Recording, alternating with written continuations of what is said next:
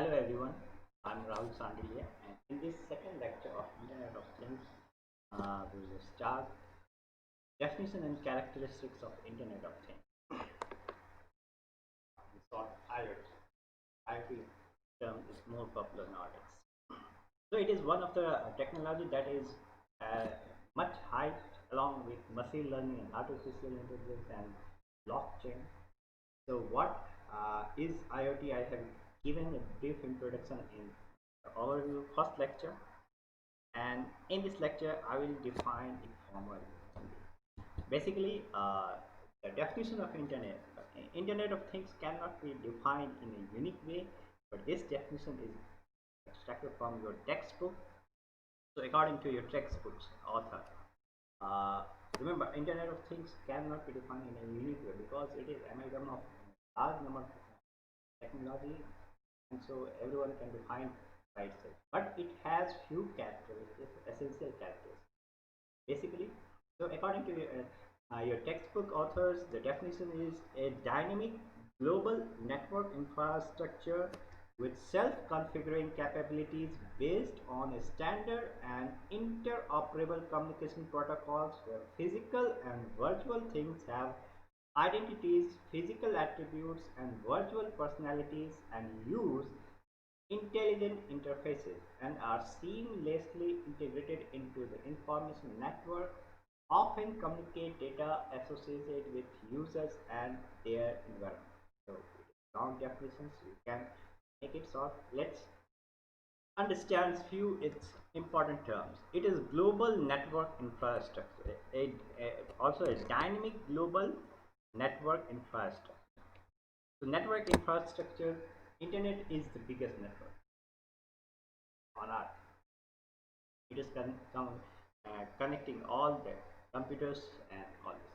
And now uh, all these sensors network, as I have already pointed out, that internet is mainly connecting all those computing devices that are end node that are connected to the sensors.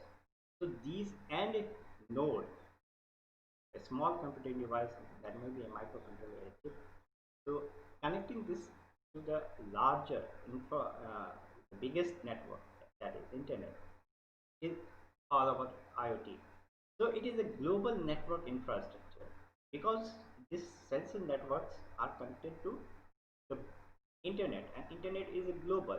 Since you can access computer from India to United States at any from any point of Earth to on globe to any point. So it is these sensor networks become global, and it is dynamic. Dynamic means it adapts itself. Dynamic and self-configuring capabilities. So it has self-configuring capabilities, when to connect, when not to connect, how much data to transmit, because remember, the data is produced by the sensors, and sensors can produce continuous data. It can be humongous, it can be huge data.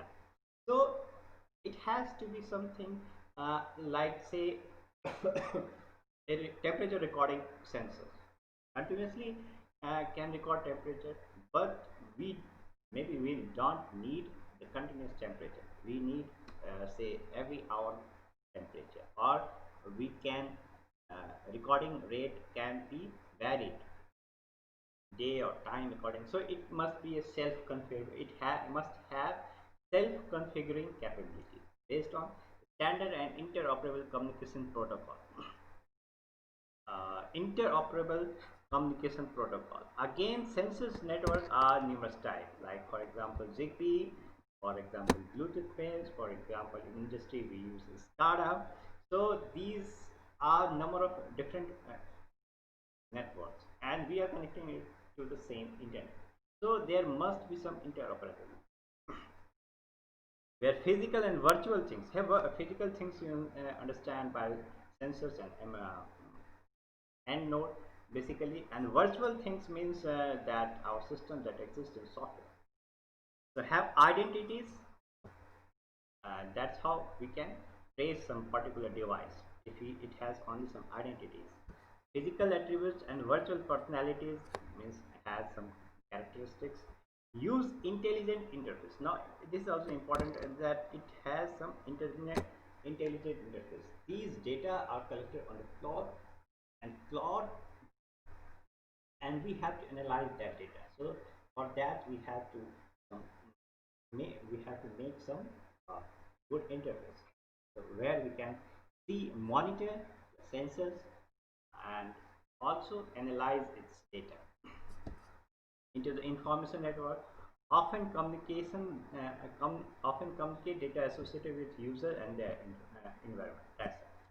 So this is a broad definition of IoT, but remember it is not basically.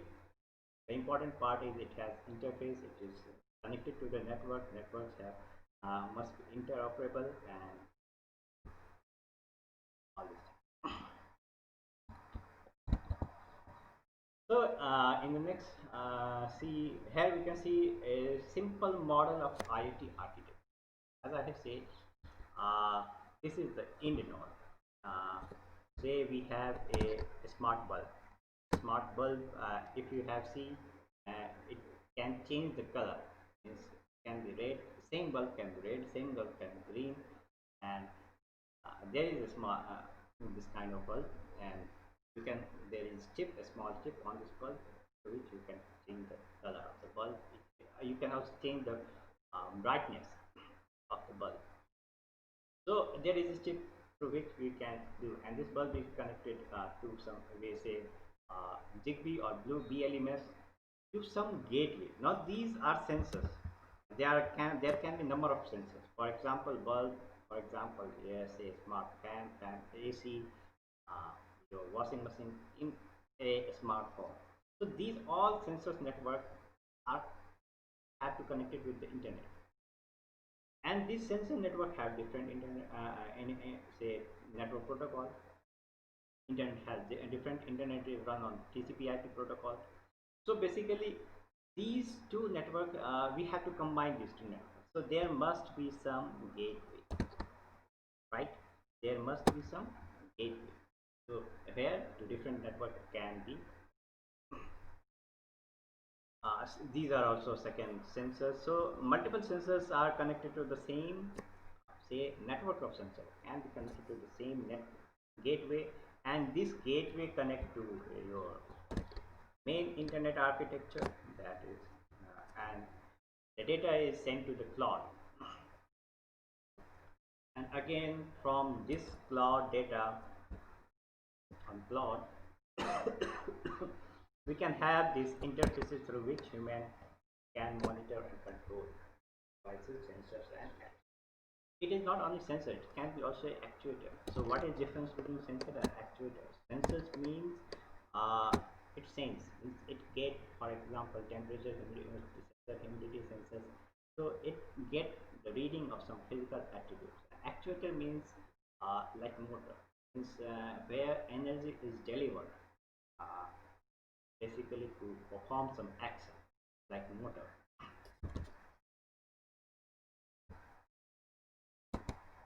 So from this architecture we can see that it has a smartness. So whenever you see this smart term, a smart home, a smart parking system, a smart city, basically these are made using IoT technologies. So basically making it a smart means a smart car, making it smart means utilizing the IoT technology and make it more responsive, make it more, say, we can monitor it more, we can operate it, make it more controllable, and it are self-adapting. Smartness means learning, has some learning capability, has some adaptability. So, and it has the smartness in all three axes, say any time connections, means day, time, onward. So a smartness in time axis, smartness in place axis, that is anywhere. A sensor located on, say, for example, extreme situation, for example, a boiler in the industries, say atomic energy plant. So these are some extreme environment.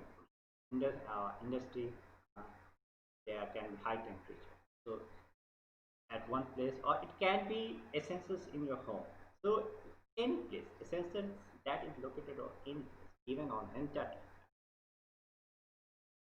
can be connected to this network, and therefore smartness in any place. And also on the move, outdoors, indoors, at the PC, you can see this attribute. And then anything's connection means virtually anything means things here means sensors are different types. It can connect to it can establish connection between PCs through these architecture. It can be connection between human to human, things to things. So it has smartness. Basically, whenever we talk smart technology, that means we are uh, talking about Internet of Things.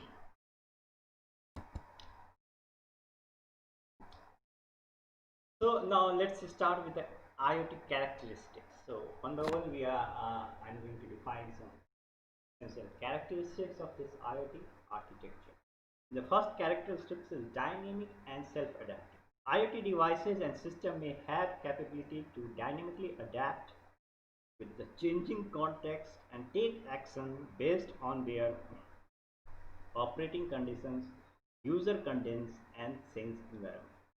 So IoT devices or systems have some capability of dynamic adaptation. For example, you have some say surveillance camera.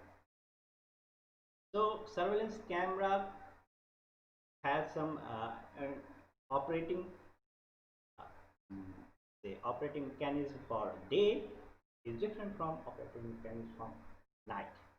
At night, it has to on its radio sorry,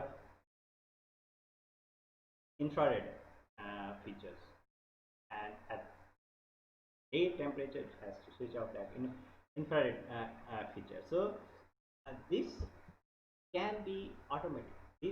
The system, the surveillance camera, you need not to switch it on and off, because there are huge number of surveillance camera. You manually you cannot do that.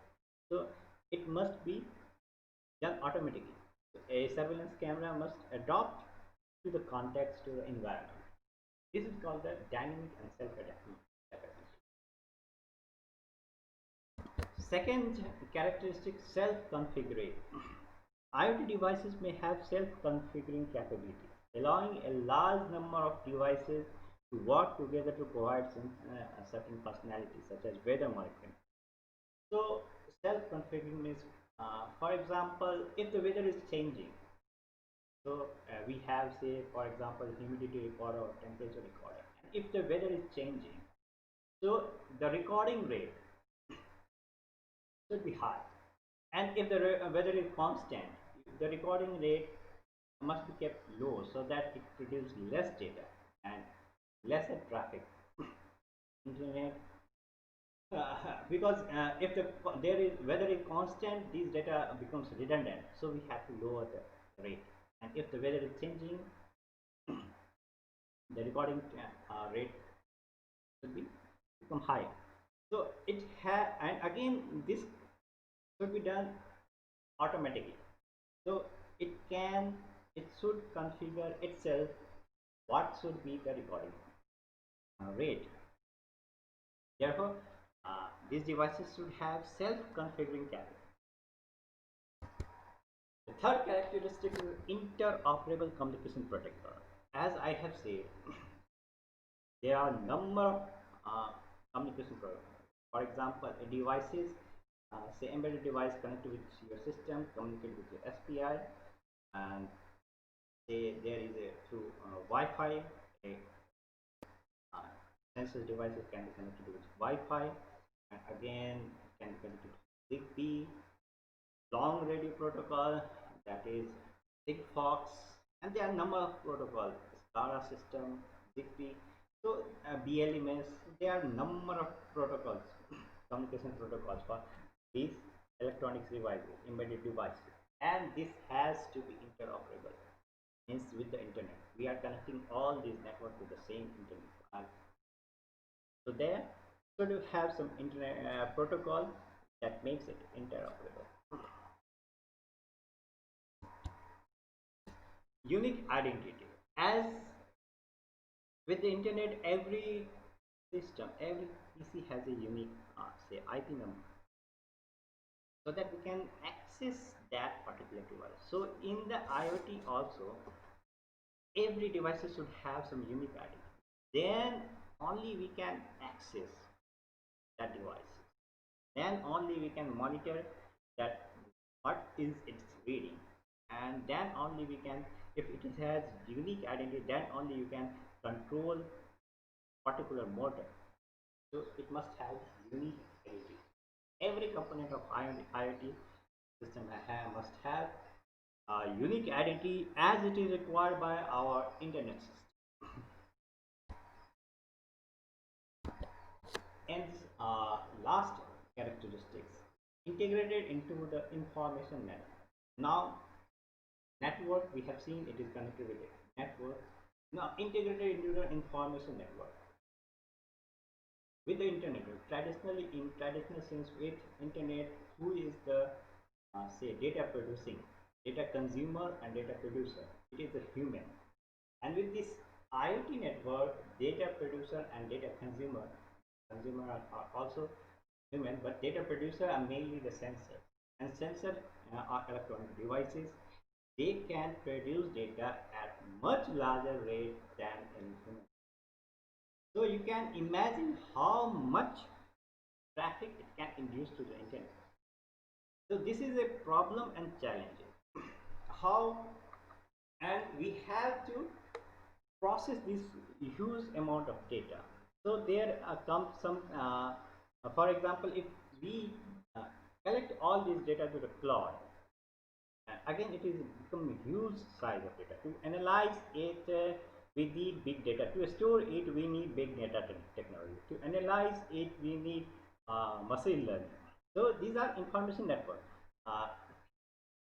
We have to store it on the cloud. That is, we need cloud infrastructure. We have to again we need big data. Again we need machine learning, and also to sort out these huge traffic and large amount of data. It is recommended that if as much it is possible, the whole say processing of data should be done at the end nodes, and we call this as the edge of the network. The edge of, in a IoT, edge of the network is the gateway. So if it is possible, we can process as much data as on the edge, which is called the edge computing. It is also a popular term in the IoT domain. Basically, this means so that the load on the internet, the traffic on the internet can be reduced as much as possible.